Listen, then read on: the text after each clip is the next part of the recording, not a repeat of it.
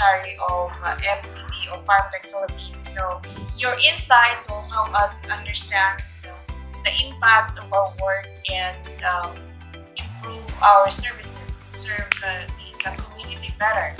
And we appreciate your time and willingness to participate in this interview. So, how did the school started? When was it founded, and how many numbers of enrollments do you have in this school year? Calango Elementary School was established in 1965 per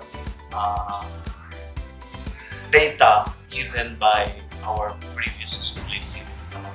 Its location is it's a barrio school in Zamboanga. The barrio, the Calango, Barangay Calango is located 7 kilometers from the highway. This school is just 5 kilometers from the highway, and we have 192 pupils from kinder to grade 6. I was in this institution way back June 11, 1995. I started as the first grade 5 teacher. We have a combination class, the grade 1 and 2 combined, the grade 3 and 4 combined, and then I was the first grade 5 teacher in school year 1995-1996. During the closing program, the supervisor was asked by the parents, "Ma'am, we have grade 5. The next school year they will become grade 6. Who will teach these pupils?" So I was asked, let's ask the grade 5 teacher if he can handle combination class of grades 5 and 6. So I did not accept directly. I also asked the parents, because if ever we have a complete elementary school, we'll be joining contests in the district. We'll be having a Girl Scout Camp Rural, a Boy Scout Camp Rural. We'll join athletic meets and so many things to be done. Now, I can do it myself. Now, if you pledge, parents, if you pledge to me that you will really help me in those endeavors, then I will. So they also pledged that they will help me. So that's why the following year, school year 1996-1997, we offered grade 6, and I as the teacher teaches the grades 5 and 6, or a so-called combination class. So that's how it started. Oh, that's great to hear. So, what changed your mind to have like a complete elementary school is the help of the parents in this community. I have seen that if this school is just a primary school, there's no improvement on the part of the children, because after schooling, if they don't have plan to go to far barangay schools just to complete their elementary, they just continue to be grade 4. So I sacrificed myself to combine those grades 5 and 6, so that after graduation in grade 6, they will go to the municipal proper to have a so-called working student. They can have a better at par with other children, because they can study now in the population. Okay, sir. FarmTech Philippines is here to help these kids. So how did you meet the FarmTech Philippines? When did you start the relationship with the FarmTech Philippines? FarmTech Philippines, the help of FarmTech Philippines started when I met Sir Bradley Fry. When he visited the school and seen the school, and they interviewed me about the problems in school, what help can they do or they give to our school. So it just started on that situation. So the first that we plan is about our uh, our sanitation in school, and that's the West segregation, because we know that uh, in school it really teaches how to segregate waste properly. So we have the program, the so-called HIPOS, or help implement proper operation of segregation, because in the classrooms we segregate the waste, but after that when we throw that one outside or in the school proper, so there's no facility. So that's why we ask help from FarmTech Philippines, and FarmTech Philippines is a dream come true for us, because through them we have completed, they gave us the facility, which is the material recovery facility, or the MRF, to our school. And thanks to the FarmTech Philippines. Okay, sir. We are happy that we were part of the completion of your project here in the school. So, um, before meeting FarmTech Philippines or our president, what are the issues that, or any issues that you faced in this school? Is there any other current issues that needs to be addressed right away? First is our school. We have our place is the so-called DDU, deprived, depressed, underserved barangay.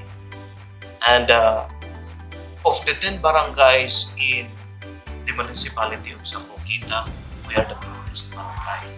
So it says that uh, education is a life equalizer. So how can our pupils be at par or equal with those in the uh, population, if in going to school they don't have food to eat, or if they have just a pack, or their baon for corn, or which is their cereal, topped with one or two pieces of dried fish. So if nutrition or good nutrition can give a better life or a healthy body, how can we have those good nutrition for these pupils if their parents can give it to them? So that's why we also that's one of our current Uh, issue, current problems. Here in the school, so your current issue is the lack of Oh, good nutrition. nutrition. So, amongst other things, before the interview, you told me about rebuilding the facility or maintenance of the school, which I guess that's the first thing that needs to be addressed, because the school building is also dilapidated. Yes, yes. Um, what can you share about those issues? Is there something FarmTech Philippines can do to help you with that project, or with the school repair or maintenance? Actually, our school receives an allocation from the government. We call that one MOOP, or maintenance and other operating expenses. But of course, this MOOP is based on the number of pupils, the number of teachers. So for that little amount, we get we buy school supplies, because test papers, we don't ask money from the pupils. We just Yes. give. So bond papers, ink, printers, and also with the travel and seminars of teachers when for the registration fee, if ever. We also get the maintenance of the school from that MOE. For as long as we have a program of work, and that certain program is also part of the APP or annual procurement plan of the school. For MOE for this school year, we received 23,300 for the proper waste segregation, in which we have a beautifully crafted law, but the problem is the implementation.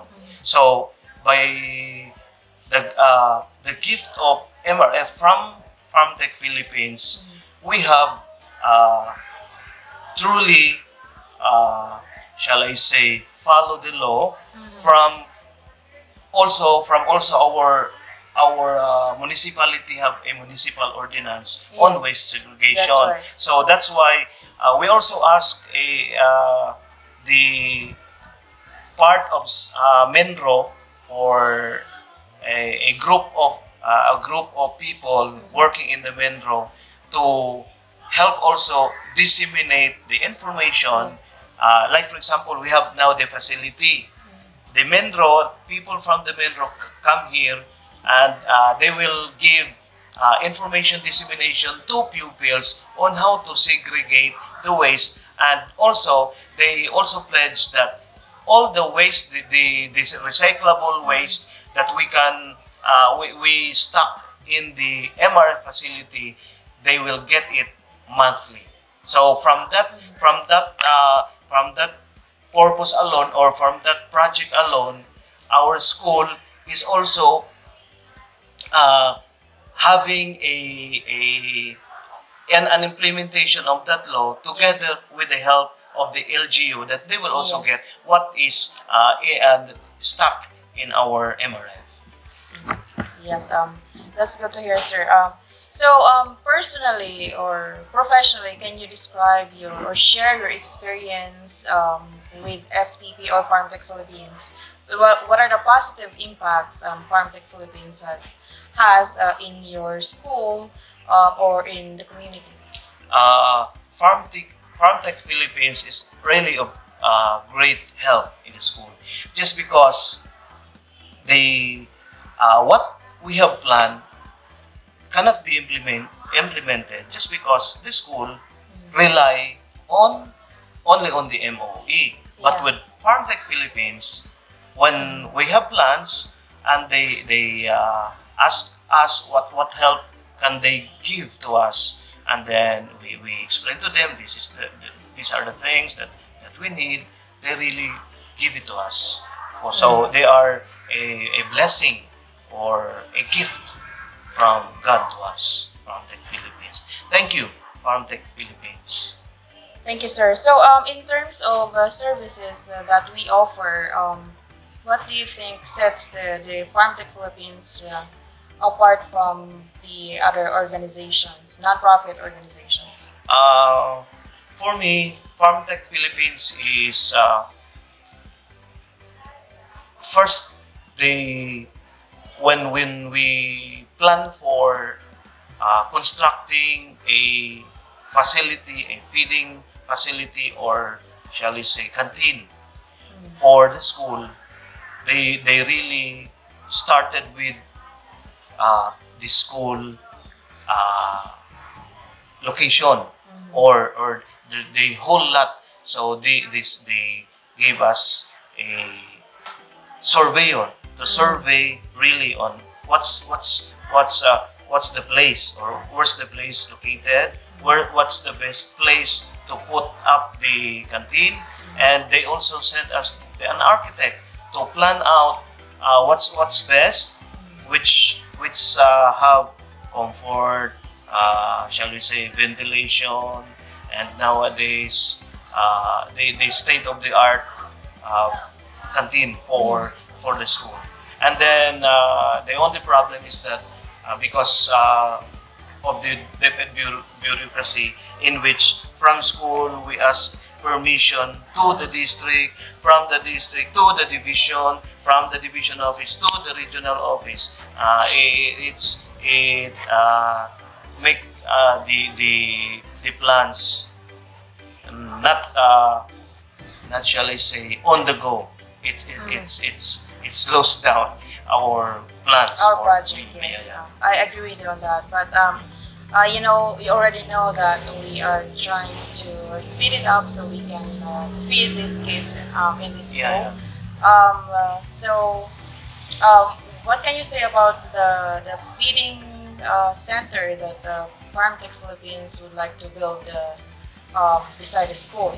Oh, as presented in the plan, it's a state-of-the-art plan, and hopefully, uh, our DepEd, as part of the DepEd, our DepEd will make it this project into a reality by giving a permit for us together with FarmTech Philippines, who will help us in doing or making these dreams come true for the benefit of our pupils. So, what are your thoughts about having a feeding center in the school? Do you think it will motivate the kids to go to school every day?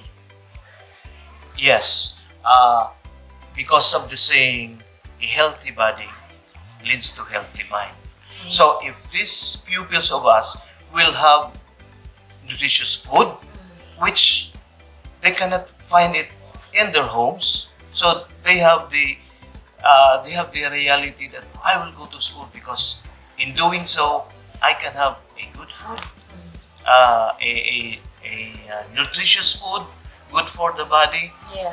and so with the facility in which they will always go to school. It will lessen our absenteeism problem because if they don't, they will if in their house they don't have food, Yes. they will think even if I don't eat a lot here in the house, I can have a better food At there school. in school. That's right. So, what advice can you share to other donors or staff and volunteers of Farm Tech Philippines? First is you have to talk to really the person in school on what are the problems, what are their priority problems, so that your help will not be in vain on that school. It will really help because by doing so, the people in school knows their problem, but they don't know who can help them. So by doing so, by interviewing them, they can be of help. And once again, thank you, FarmTech Philippines, for making our dreams come true. Thank you so much for your time, sir. So, I just want to share my personal experience as well working with Farm Tech Philippines. It reminds me of my childhood. I know how it feels like going to school with an empty stomach. And it's just really hard, and it made me realize that there are better things in life, and it gives us purpose to help other people. And I guess when I see these kids and meeting you as the principal of the school, um, I just I am motivated and encouraged to help these people because I can see your commitment and dedication to help these kids in this school. And one thing that I realized is that those the kindest people in the world are those humble ones. I think you are one of those kindest people that I've ever met in my life, and I've learned so much from you. So, sir, thank you again for your participation or for sharing your experience working with FarmTech Philippines. Your feedback really would help us improve our services, and we will be really happy to serve the school or be of help. Anything that we can do to improve the school facilities and feed these children.